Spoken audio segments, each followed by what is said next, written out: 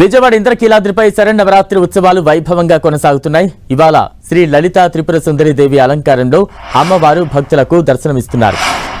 ఈ రూపంలో ఉన్న అమ్మవారిని దర్శించుకుంటే సకల సంపదలు కలుగుతాయని వేద పండితులు చెబుతున్నారు.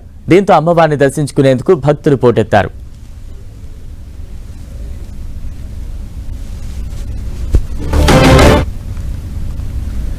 దసరా వేడుకలపై మరింత సమాచారం మా ప్రతినిధి తిరుమలరావు అందిస్తారు.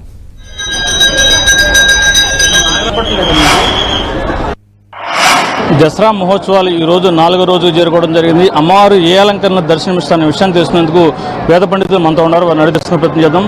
అమ్మవారు ఈ రోజున లలితా త్రిపుర సుందరీ దేవి స్వరూపంగా దర్శనమిస్తున్నారు. లలితాదేవి సకుంకుమ విలేపనాము అయక చుంబి కస్తూరికాం, ఈ విధంగా ఆ అమ్మవారిని మనం ప్రార్థిస్తాం. చాలా విశేషమైనటువంటి దివ్యమంగళ రూపం లలితాదేవి. భండాసురుడు మొదలైనటువంటి రాక్షసులను సంహరించడం కోసం, దేవతలను అనుగ్రహించడం కోసం ఆవిర్భవించి అమ్మవారు దంపతీ స్వరూపంగా దేవతలకు దర్శనమిచ్చి, దంపతీ స్వరూపంగానే తనను సేవించమని చెప్పి దేవతలను ఆదేశించింది. తన నేత్రముల నుండి అపారంగా కరుణా ప్రవాహం ఎల్లవేళలా ప్రసరింపజేస్తూ లోకాన్ని కాపాడుతూ ఉన్నది.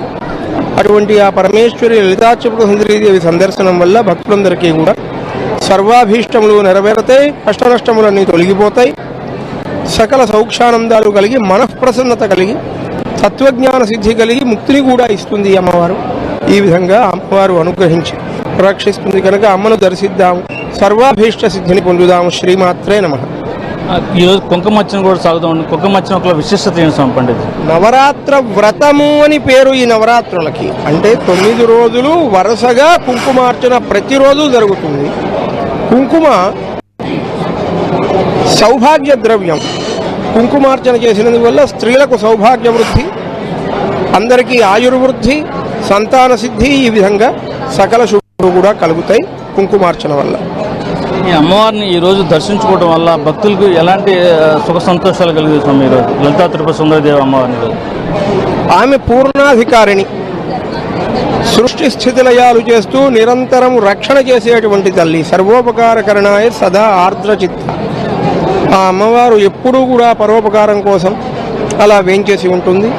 అమ్మవారిని దర్శించుకున్నట్లయితే కావలసినటువంటి ఏ అవసరాలున్నాయో, వృత్తి వైభవం, అలాగే వివాహార్థులకు వివాహం, సంతానార్థులకు సంతానం, మరి విద్యార్థులకు విద్య, ఈ విధంగా సర్వ అభీష్టాలు నెరవేరుతాయి. శ్రీమాత్రే నమః.